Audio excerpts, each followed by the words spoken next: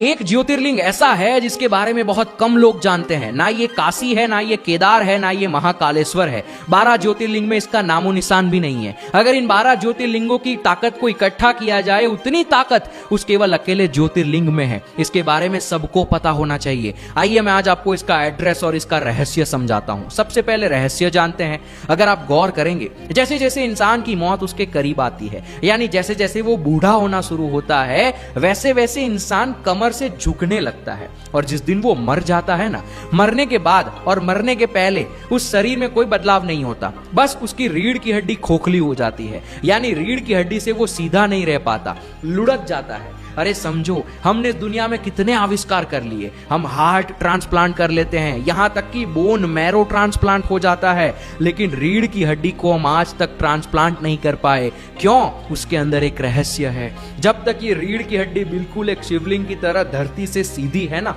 तब तक हम कहते हैं उसमें जीवन है, यानी उसमें शिव है। जैसे ही शिव इसको छोड़ के चले जाते हैं, जीवन निकल जाता है, वैसे ये रीढ़ की हड्डी लुढ़क जाती है। और अब हम क्या कहते हैं उस शरीर को? शव कहते हैं।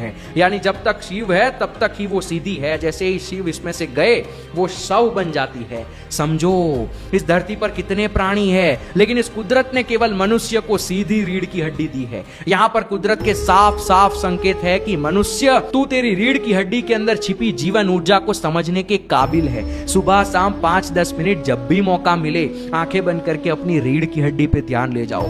धीरे धीरे आपको वहां पर हल्का हल्का प्रकाश दिखना शुरू होगा। इसको हमारे इतिहास की एक कहानी में भी बताया है। जब भगवान शिव लिंगोद्भव यानी एक प्रकाश के खंभे की तरह उत्पन्न होते हैं और ब्रह्मा और विष्णु उनका टॉप और बॉटम ढूंढने जाते हैं, लेकिन नहीं मिलता। यहां पर यही बताया गया है कि रीढ़ की हड्डी जो जमीन से सीधी है ना, एक खंभे की तरह, उसके अंदर वो ज्योति है जिसे ढूंढने की कोशिश कर। तो मत भटक तू केदार और काशी, बंद कर अपने नेत्र, उतर अपने अंदर, मिलेगा तुझे तेरा केदार और तेरा काशी, बन जा तू वहां का वासी। इससे मेरा मतलब ये नहीं है कि आप इन ज्योतिर्लिंगों में मत जाओ। ये ज्योतिर्लिंग ऐसी जगह पर है कि अगर आप वहां जाकर बैठो और आंखें बंद करो, अपनी रीढ़ की हड्डी पे ध्यान लगाओ, तो आपको आपके अंदर की ज्योतिर नजर आएगी। तो यहाँ ये बुलावे में मत पड़ो कि मैंने इतने ज्योतिर्लिंग कर लिए, तुमने कितने किए।